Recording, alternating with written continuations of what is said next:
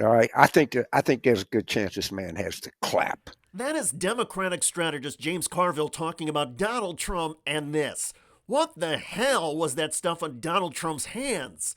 As Trump waved at supporters outside a courthouse, he flashed bizarre red splotches. They don't look like cuts to me.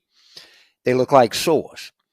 And I've asked a number of MDs what medical condition manifests itself through hand sores, and the answer is immediate and unanimous: secondary syphilis. Syphilis is a sexually transmitted infection caused by a bacteria. According to medical experts, including the UK's National Health Service, the common symptoms of the second stage include a non-itchy skin rash appearing anywhere in the body, but commonly on the palms of the hands or soles of the feet. Other symptoms include tiredness and headaches. Trump has not said if he's suffering from headaches, but he has appeared tired and he has sounded tired. You know, your political beliefs, what they do, they want to debank you, and we're going to debank. Think of this. Social media has been thinking about it a lot.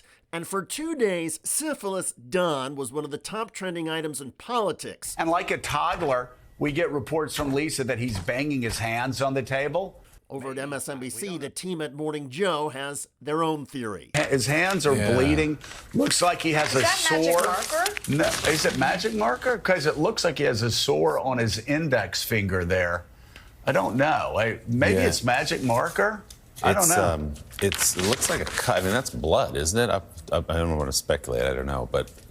Was there anything that happened inside the courtroom yesterday, Lisa? That would... There was. You know, there was a point in time during the day where Trump, very frustrated with Judge Kaplan, banged his hands down on the table. I doubt that the blisters or marks that we're seeing there come from that, but could they be exacerbated by that? Perhaps. Yeah, like a toddler having a tantrum, perhaps, and causing bleeding to his hand.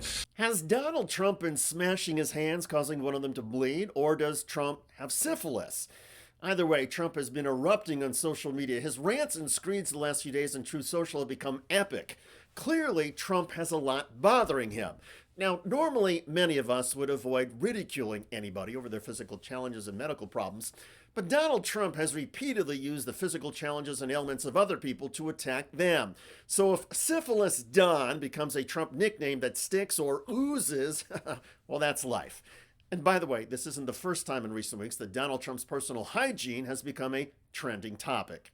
So take like armpits, ketchup, like a butt, and kind of put it in a blender, and makeup. And that is former Republican Congressman Adam Kinzinger talking to Ben Meiselas on the Midas Touch Network and describing Donald Trump's bad odor. And you bottle that as a cologne. That's kind of that. But it's amazing. Like, I've been amazed that, you know, everybody's just kind of like learning about this now. That's due in part to Kinzinger himself. He recently tweeted, "I'm genuinely surprised that people close to Trump haven't talked about the odor. It's truly something to behold. Wear a mask if you can." Trump then drew even more attention to the issue with a campaign response. But again, I think the bigger point is he's a weak human being. But look at this. He had his people respond to me on this. Quote, Adam Kinzinger farted on live TV and is an unemployed fraud, the spokesperson said in a statement provided to The Independent.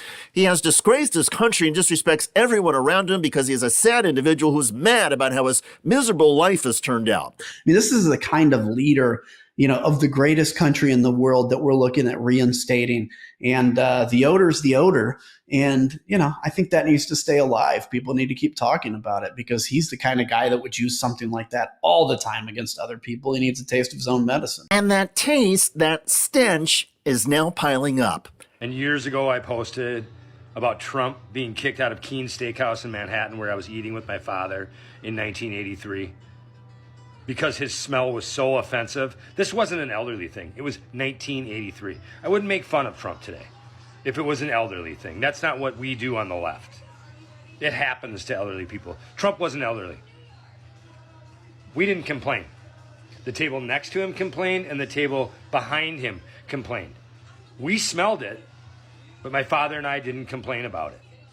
Trump was not elderly. The smell was so offensive that they finally had to ask him to leave. And he did leave, quietly, right by us, and it wafted us.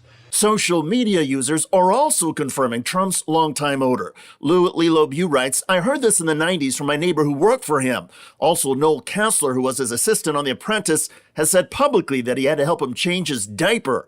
Trump, he is a sick man. He's worn diapers since probably the 90s, but I saw it firsthand in the 2000s on Celebrity Apprentice in late 2000s, and we'd have to stop the show and change him, and that was Keith Schiller's job. He would take him off set, he would wipe him down.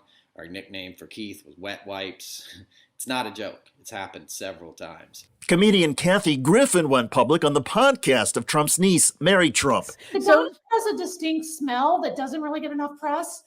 It's like body odor with kind of like a scented makeup products, but you can smell the hair products even outdoors. Griffin's description recently made it into a Lincoln Project ad.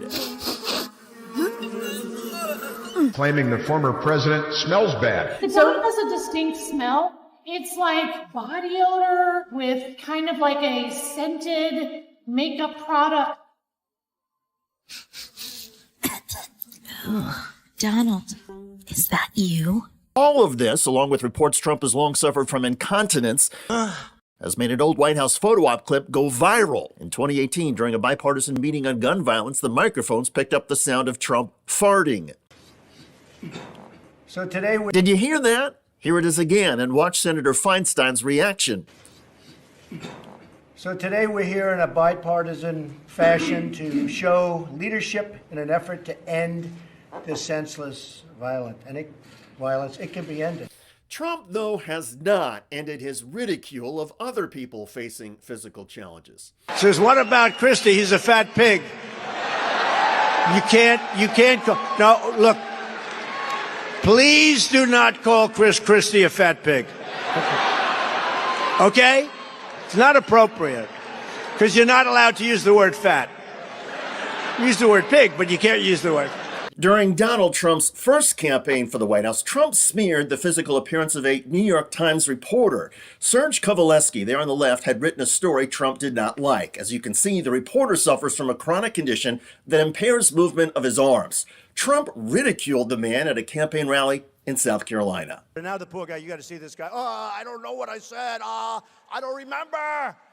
He's going like, I don't remember. Oh, maybe that's what I said. This is 14 years ago. They didn't do a retraction. I'm sure Trump's supporters are going to demand a retraction from everybody who suggested Trump's bloody right palm was a sign of syphilis.